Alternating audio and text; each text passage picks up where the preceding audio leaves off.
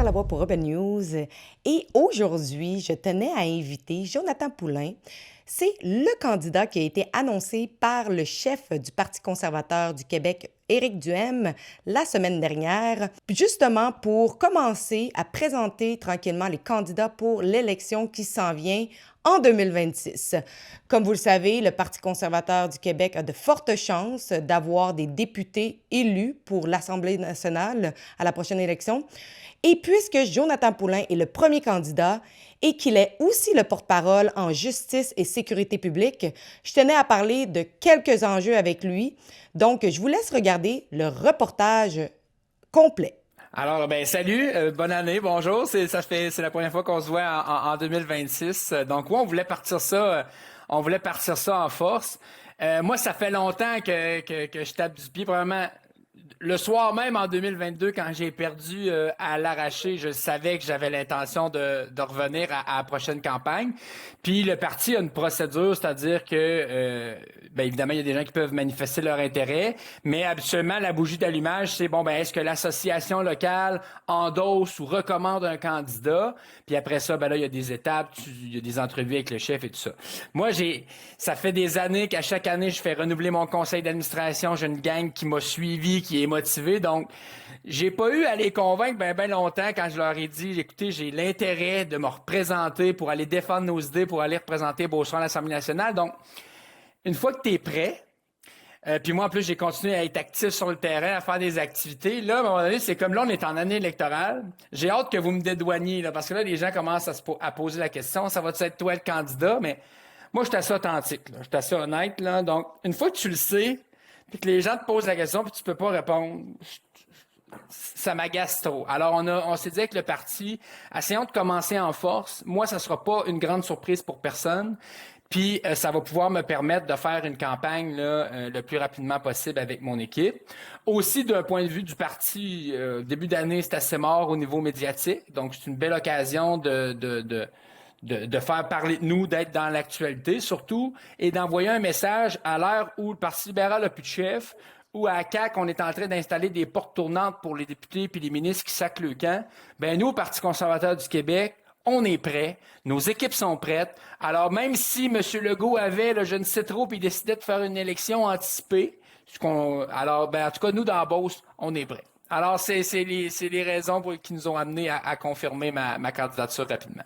Qu'est-ce que les gens te disent comme problème, là, surtout dans Beauce-Sud, là? Qu'est-ce qui est le plus flagrant? Les gens me parlent ça peut être un peu différent, là, mais le chapeau, c'est le coût de la vie. Les gens me parlent du coût de la vie, me parlent que c'est cher, que l'épicerie est chère. On me parle beaucoup du gaz dans Beauce pour deux raisons. Premièrement, parce que ici, là, avoir un véhicule, c'est pratiquement c'est pas un choix, là. On a un grand territoire, on a besoin de se déplacer, on a des véhicules. Les véhicules électriques, il y en a qui en ont, mais ceux qui en ont savent très bien justement que les longues distances, surtout en hiver, c'est pas toujours optimal un véhicule électrique. Donc, on me parle beaucoup de ça. Surtout que moi, j'ai eu un député qui a fait semblant qu'il pouvait quasiment avoir une influence directe sur le prix du gaz, là, hein, le grand calife du pétrole. Là. Alors, c'est sûr que ça, les gens m'en parlent parce qu'encore aujourd'hui, même après avoir aboli le prix plancher, parce que le problème, c'était pas le plancher, c'est en haut, c'est le prix maximal, on est une des régions qui paye encore le plus cher son essence. Fait que ça, évidemment, on m'en parle beaucoup.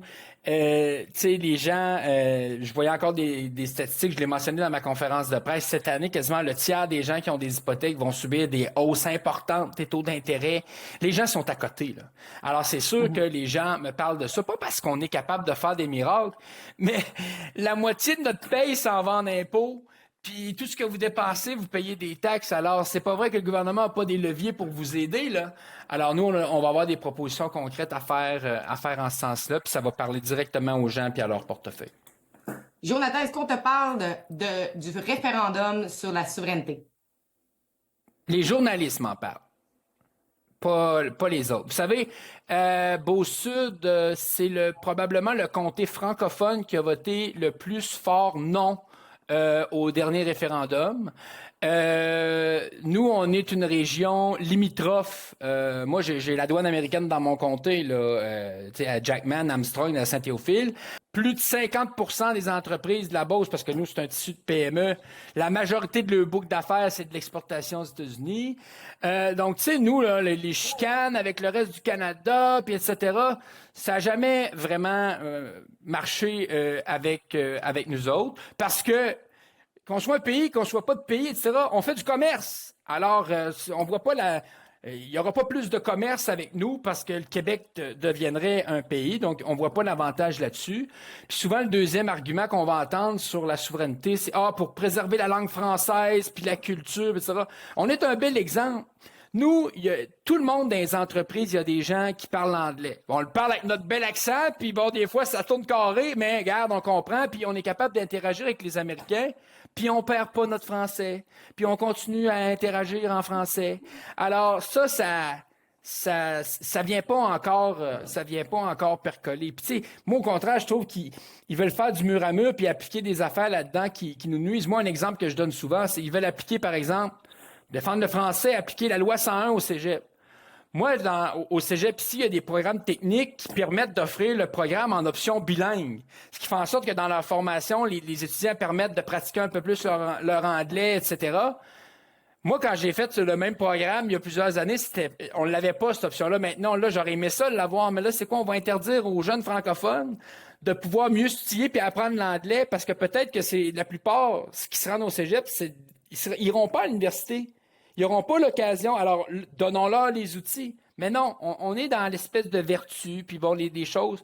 Mais souvent, on va Montréal. Ouais, mais le Québec, c'est pas juste Montréal. Alors, la souveraineté, ça n'a jamais pogné ici. Ça pogne pas encore, je vous le confirme. Alors, à part les journalistes, il n'y a pas grand monde qui me parle de ça. Donc, ce que j'ai compris, c'est que vous allez devenir le porte-parole en justice et en sécurité publique pour le Parti conservateur du Québec. Chaque région a ses problèmes. Où est-ce qu'on voit qu'il y a un problème criant, c'est dans la région de Montréal. Quel est l'enjeu premier à regarder lorsque vous allez peut-être être le porte-parole et regarder qu'est-ce qu'il faut faire justement pour ces enjeux-là ici au Québec? Bon, d'ailleurs, je suis déjà le porte-parole en ces matières-là, alors ça me permet de plonger. Puis aussi, on a un congrès qui s'en vient, fait que vous me permettrez de pas nous auto-scooper puis aller dans des mesures concrètes, mais je suis quand même capable de vous dire les choses suivantes. C'est que, alors qu'on dit souvent les conservateurs, vous voulez couper partout, puis etc., alors que ce qu'on dit essentiellement, c'est qu'on veut recentrer, arrêter les gaspillages puis recentrer l'État à ses missions premières, la sécurité publique puis la justice, là, ça fait partie des missions premières de l'État. Donc, de s'assurer que nos corps policiers sont financés adéquatement. Écoutez, quand le Conseil du Trésor veut équilibrer son budget, les commandes pour faire des économies de fonds de tiroir, t'envoies pas ça dans tes postes de police, que ce soit à Montréal ou en région. Donc là-dessus, ça va être important de dire qu'on va financer vraiment adéquatement nos systèmes de force de l'ordre, que ce soit les systèmes de police ou les systèmes de justice. Donc ça, pour nous, c'est fondamental. Puis ça, on parle souvent de Montréal, mais écoutez, quand on est rendu que le crime organisé vient assassiner des adolescents puis brûle des chars dans des Frampton en Beauce, je veux dire, c'est parce qu'on l'a échappé, là, à la grandeur du Québec. Donc, c'est sûr qu'il faut s'occuper de la métropole parce que c'est là que c'est là qui est le cœur de l'action, puis souvent, c'est de là que ça part, mais je peux vous dire que c'est rendu grave parce que même en région, on vit ces choses-là. Moi, il y a un angle peut-être qui peut peut-être vous surprendre au Parti conservateur, mais que moi, je mets beaucoup d'emphase là-dessus. Je pense qu'il faut faire de plus en plus de liens entre ce qui est les services de l'ordre, les forces de l'ordre, et tout ce qui est le milieu et l'action communautaire. Parce que moi, je donne un exemple, les postes de police, là, pour moi, ça fonctionne quand il y a aussi des travailleurs sociaux puis des intervenants de rue qui travaillent dans le poste de police. Parce que vous le savez, il y a énormément d'enjeux de santé mentale. Alors, on va être capable de faire des propositions, à mon avis, qui sont logiques, qui sont plus intéressantes au niveau budgétaire puis qui vont permettre de rétablir un certain sentiment de sécurité parce qu'on sent de plus en plus, en tout cas les études d'opinion semblent démontrer que les gens sont de plus en plus insécures au Québec. C'est pas normal dans un endroit qui est quand même assez pacifique quand on se compare au reste du monde. Il y a aussi l'augmentation de radicalisation, surtout à Montréal, là, qu'on le voit beaucoup chez les jeunes ou on le voit beaucoup chez les gens où tu sais, il y a des manifestations souvent qui tournent en vandalisme ou Oui. en des actes criminels. Justement, est-ce que c'est quelque chose qui pourrait changer si, admettons, on aurait un gouvernement conservateur? Oui. Puis là, ça me brûle les lèvres parce que je sais que je sais qu'on va avoir des propositions en ce sens-là. Mais moi, je pense, je vais dire ça, vous lirez entre les lignes, mais moi, je pense qu'une personne ou des personnes qui commettent des gestes de vandalisme public, qui brisent les biens de l'État, devraient, dans leurs sanctions ou ultimement, devoir avoir une dette envers le public. Une dette qui ne s'efface pas, et une dette auquel ils auront envers la société. Parce que des fois, on trouve que, il va aller faire des travaux communautaires, va aller faire... Alors, les gens qui brisent les biens de l'État devraient devoir, après ça, rembourser de manière significative les dommages qu'ils ont causés aux biens publics. On va parler justement de lorsque vous avez fait l'annonce de la candidature. Je voudrais un peu parler de la réaction de certains journalistes à votre égard. Est-ce qu'on peut en parler justement? Je vais mettre quelques extraits justement en même temps que les gens regardent l'entrevue, mais on s'est vraiment acharné sur vous, sur votre travail, sur est-ce que vous allez quitter votre emploi, est-ce que Vous occupez la fonction de chroniqueur chez Choix FM, puis vous dites que vous êtes avec une institution financière. Est-ce que vous allez quitter vos fonctions durant la campagne, à partir de maintenant, ou vous allez rester chroniqueur à Choix, et puis est-ce qu'il n'y a pas un conflit de rester être un candidat politique et de... Ça m'a quand même un peu surpris, puis je vais dire même agacé. Pas parce que je suis pas capable d'en prendre, là. Posez-en des questions, c'est bien correct, mais il y a deux angles qui... Premièrement, on a beaucoup mis l'emphase sur le fait que je suis un chroniqueur de Radio X.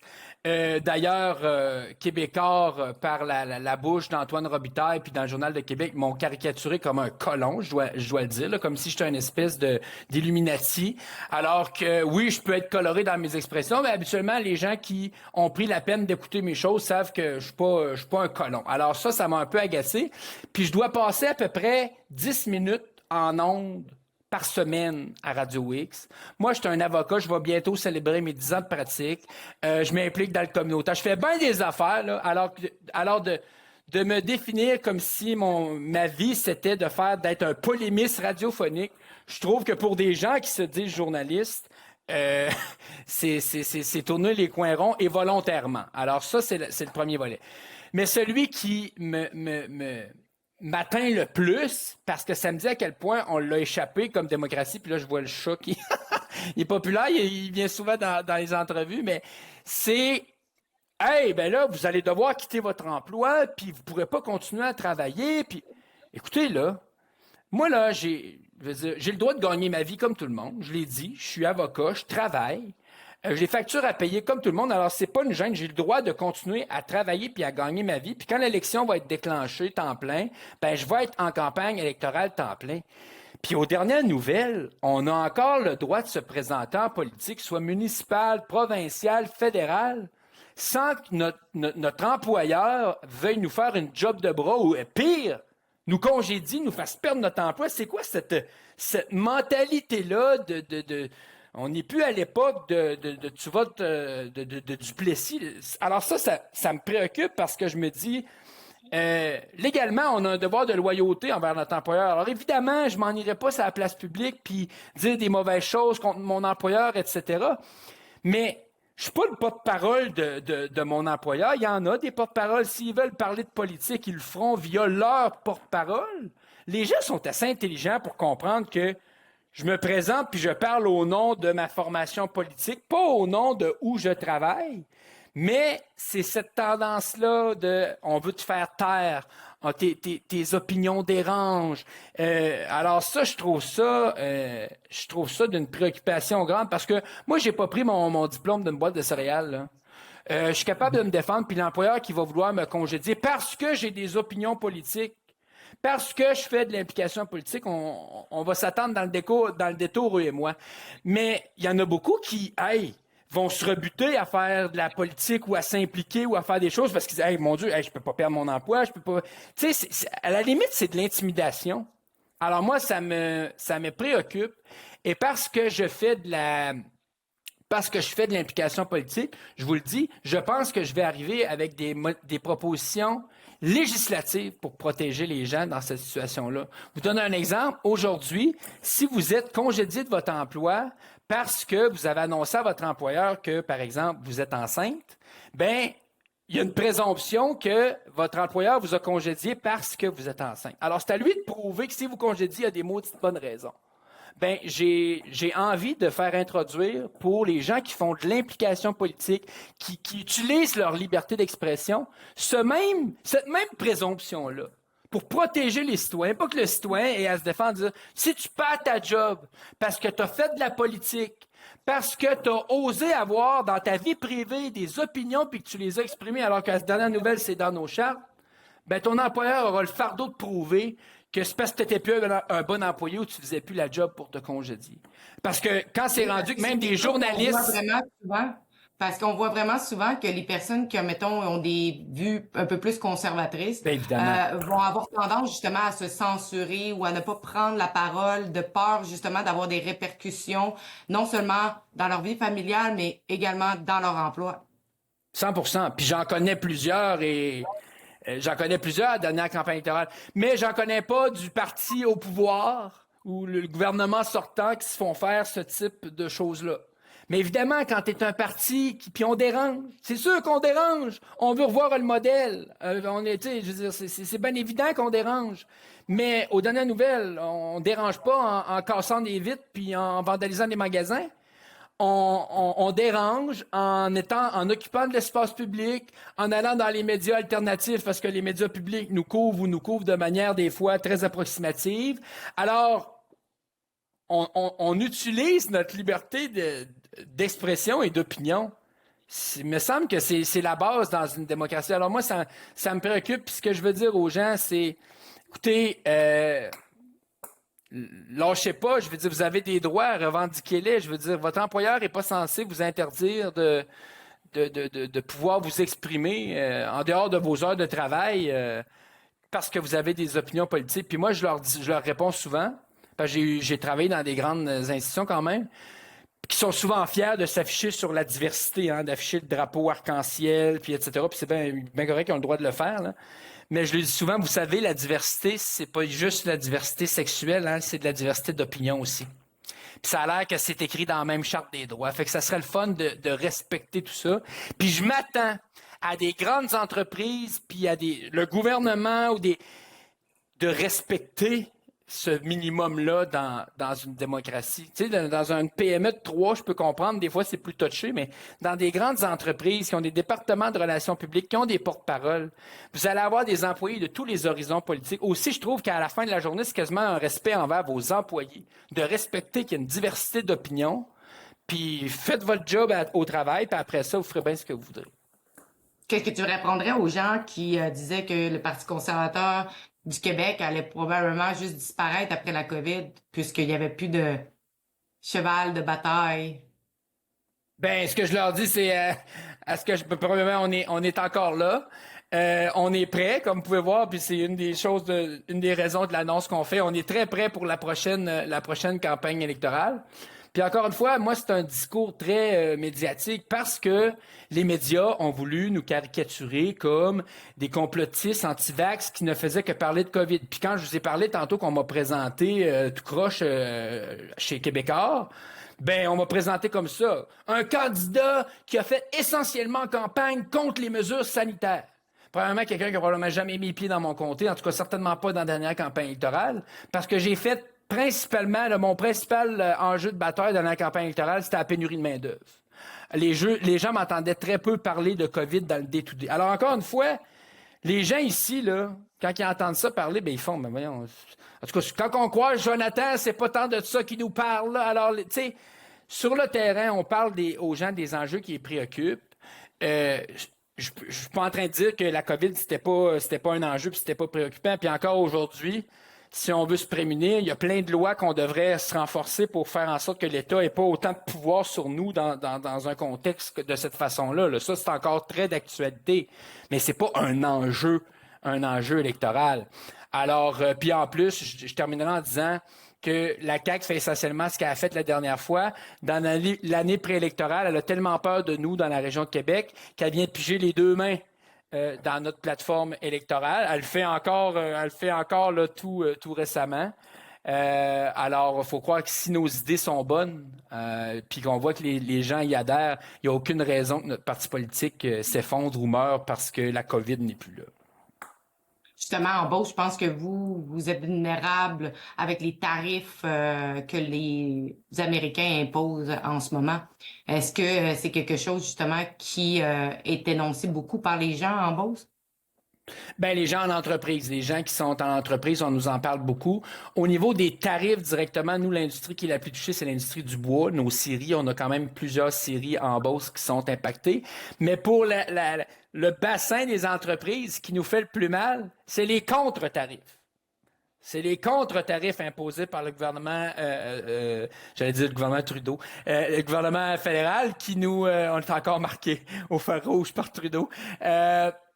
C'est ça qui fait le plus mal aux entreprises actuellement. Ben, on l'avait dit dès le début qu'on trouvait que c'était économiquement insensé d'imposer des contre-tarifs parce qu'on se fait mal à nous autres-mêmes. Ben ça, les entreprises embauchent le vivent directement. Donc oui, ça fait mal. Mais savez-vous quoi? Malgré tout, les entreprises embauchent, ce qu'elles me parlent. Mettons, l'enjeu majeur, là, ce qui les impacte le plus, c'est encore une fois la main-d'œuvre, soit la pénurie de main-d'œuvre ou le fait que les travailleurs étrangers temporaires qui ont réussi à avoir dans leur entreprise, ben là, risquent sous peu parce que le gouvernement fédéral puis le gouvernement du Québec ont décidé de changer les règles de manière un peu cavalière et brouillonne. Ben là, ils se disent, ben là, qu'est-ce qui va m'arriver? Puis je vous donne une statistique. Dans la région de Chaudière-Appalaches, en 2026, c'est 4000 employés temporaires, immigrants temporaires, qui vont devoir quitter le territoire. Ça, pour une région comme la mienne, c'est une catastrophe. Et alors, les gouvernements vont devoir se réveiller là-dessus parce qu'à un moment donné, ça pourrait créer un enjeu économique très, très important si les règles ne sont pas changées. Au moins qu'on ait certains droits acquis pour les gens qui sont dans nos entreprises et qui travaillent. Parce que nous, en Beauce, on reçoit une quantité qui est raisonnable. Je comprends qu'à Montréal, ils l'ont peut-être échappé, là. Mais nous, dans notre coin, on reçoit une quantité d'immigrants qui est raisonnable. La francisation fonctionne. Quand le gouvernement fait pas le colon puis coupe pas d'un cours, là, ça fonctionne. Alors, régionalisons l'immigration. Faisons en sorte que les acteurs locaux puissent s'organiser. Puis ça va fonctionner. Mais ça va être un enjeu encore important, la main-d'œuvre. Je dirais que ça va être l'enjeu prioritaire pour le milieu économique de la région. Ton bilan sur le gouvernement Legault, les positifs, les négatifs et aussi le petit virage à droite de M. Legault là, dernièrement? Bon, virage à droite, ça c'est comme comment il s'appelle, là, lui qui était dans Arthabasca, qui est de centre droit, là. Alors, on charrie la droite, je trouve. On a l'élastique long. Écoutez, je suis quand même content de, tu sais, au niveau de tout ce qui est la réforme, les réformes, par exemple, syndicales. Écoute, on proposait essentiellement ce genre de changement-là, alors que le gouvernement en place aille de l'avant avec ça. On s'opposera pas pour s'opposer, là. Si on est d'accord, on est d'accord. Puis donc c'est certain qu'il y a certaines choses que je suis d'accord. Mais ça pleut pas, là, les dossiers avec lesquels je suis d'accord avec la CAQ, là. Je veux dire, leur virage à droite, ils sont encore en train de gaver Santé Québec, là. Ça sert à quoi, ça, Santé Québec, à part payer des bureaucrates? Puis moi, à Saint-Georges-de-Beauce, l'urgence déborde, paye pleine, là. Puis on a fêté les 1 an de Santé Québec. Waouh, c'est extraordinaire. Alors, tu sais... Alors moi, je serais pas celui que... Je vais être capable de reconnaître si un dossier est bon, mais je vous dirais qu'il faut que je me creuse les méninges pour essayer de penser un dossier sur lequel, sur le fond, parce que je trouve qu'ils vont tellement nous avoir fait mal. Écoutez, le déficit historique, c'est pas théorique, là, c'est des services publics qu'on n'est pas capable de se payer. Alors, si je veux en nommer un autre, je pense l'ouverture tardive de François Legault a peut-être évalué la possibilité d'avoir un pipeline qui passe sur le territoire du Québec, de réouvrir peut-être la porte à une exploitation des ressources naturelles. Ben nous, on est comme, donc, was about time. Risque de refermer la porte? Ben oui, évidemment. Puis on espère que la campagne électorale va nous permettre de mettre de la lumière là-dessus. Hein? Alors, tu sais, si on veut voir si on veut voir les côtés positifs des choses, ben, tu sais, les tarifs qui sont été imposés par les États-Unis, puis tout le chamboulement que ça nous a créé au niveau économique, ben, ça nous a peut-être un peu rappelé que on avait des ressources inestimables dans notre sol qu'on devrait peut-être exploiter, hein, pour d'ailleurs s'enrichir. Puis après ça, pourquoi pas réinvestir dans notre transition écologique? On nous cite souvent les pays scandinaves, mais c'est ce qu'ils font. Ils exploitent leurs ressources, puis après ça, ils utilisent l'argent pour électrifier leur transport, pour faire toutes sortes de choses. On n'est pas plus cave que les autres. Ben, j'aurais quasiment envie de dire que oui, parce qu'on les exploite pas. Alors, de voir que, il avait fermé la porte, puis là, il y a une ouverture, moi, je salue ça. On devrait donner le coup de pied dans la porte pour ouvrir ça grand ouvert. Là. Vous avez un congrès à la fin janvier. Qu'est-ce qu'on peut s'attendre un peu comme résultat? Ça va être le gros lancement de notre plateforme électorale, essentiellement. Là. Donc, les grands... Tu sais, nous, là, on veut pas faire le syndrome de l'effeuillage, là, tu sais, arriver... Non.